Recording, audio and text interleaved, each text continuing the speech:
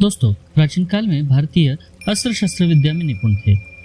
उन्हें आध्यात्मिक ज्ञान के साथ दुष्टों के दमन के लिए सभी अस्त्र शस्त्र को चलाना और सृष्टि को बचाना आता था। यह शक्ति धर्म स्थापना में सहायक थी। प्राचीन काल में जिन अस्त्र शस्त्रों का उपयोग होता था उनमें अस्त्र अलग है और शस्त्र अलग है। अस्त्र उसे कहते थे जिन्हें मंत्रों द्वारा दूर से फेंका जाता था, जैसे अग्नि, हवा, विद्युत या यांत्रिक उपयोग से चलने वाली। और शस्त्र उन्हें कहा जाता था जो खतरनाक हथियार थे, जिनके प्रहार से चोट पहुंच सकती थी और शत्रु की मृत्यु हो सकती थी। यह हथियार अधिकाधिक उपयोग होते थे। वैदिक काल में अस्त्र शस्त्रों का वर्णन 4 प्रकार से किया है। अमुक्ता वो शस्त्र थे जो फेंके नहीं जाते थे। मुक्ता वो शस्त्र थे जो फेंके जाते थे। मुक्ता शस्त्रों में पाणी मुक्ता जो हाथ से फेंके जाने वाले और यंत्र मुक्ता जो यंत्र से फेंके जाने वाले शस्त्र थे। मुक्त यह वह शस्त्र थे जो फेंक कर या बिना फेंके दोनों प्रकार से चलते थे। मुक्त संनिवृत्ति ये वो शस्त्र थे जो फेंक कर वापिस लौट कर आ सकते थे। दोस्तों, वैदिक काल में अस्त्रों को 2 भागों में बांटा गया था। प्रत्येक शस्त्र पर अलग देवी देवताओं का अधिकार था और तंत्र मंत्र के द्वारा उनका संचालन होता था। वस्तुतः इन्हें दिव्य तथा मांत्रिक अस्त्र कहा जाता था। इनमें कुछ बाणों के प्रकार थे।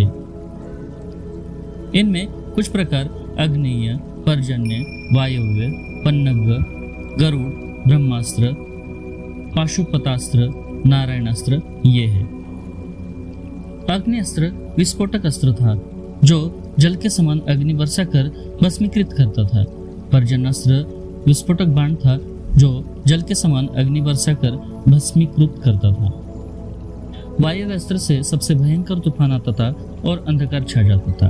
पन्नग इसे सर्प पैदा होते थे और इसकी प्रतिकार स्वरूप गरुड़ अस्त्र भी छोड़ा जाता था। गरुड़ अस्त्र बाण के चलते गरुड़ उत्पन्न होते थे जो सर्पों को खा जाते थे। ब्रह्मास्त्र यह अचूक विकराल अस्त्र था जो शत्रु का नाश करके ही छोड़ता था। इसका प्रतिकार दूसरे ब्रह्मास्त्र से ही होता था। पाशुपतास्त्र इससे विश्व का नाश हो जाता था और यह बाण महाभारत में केवल अर्जुन के पास ही था। नारायणास्त्र यह पाशुपतास्त्र के समान ही विकराल अस्त्र था। यह बाण चलने पर अखिल विश्व में कोई शक्ति इसका मुकाबला नहीं कर सकती थी। अस्त्रों में दूसरा भाग था जो यांत्रिक उपाय से फेंके जाते थे।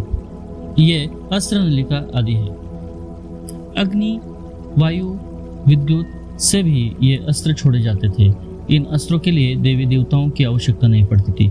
यह भयंकर अस्त्र और स्वयं ही अग्नि, वायु और विद्युत आदि से चलते थे। ऐसे अस्त्रों का प्राचीन संस्कृत ग्रंथों में उल्लेख है, जैसे शक्ति अस्त्र, तोमर अस्त्र, पाश अस्त्र, रिष्टि अस्त्र, गदा अस्त्र, मुद्गर अस्त्र, चक्र अस्त्र, वज्र अस्त्र, त्रिशूल, शूल, असी, खड्ग, चंद्रहास, फारसा, मुशल, धनुष, बाण, परीक, भिंदीपाल, नाराज, परशु, कुंटा, शंकुबर्छी, पट्टिश आदि।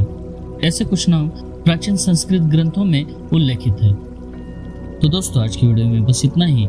ऐसी ही रोचक जानकारी के लिए इस चैनल को सब्सक्राइब करें, इस वीडियो को लाइक करें और अपने परिजनों के साथ शेयर करें। धन्यवाद।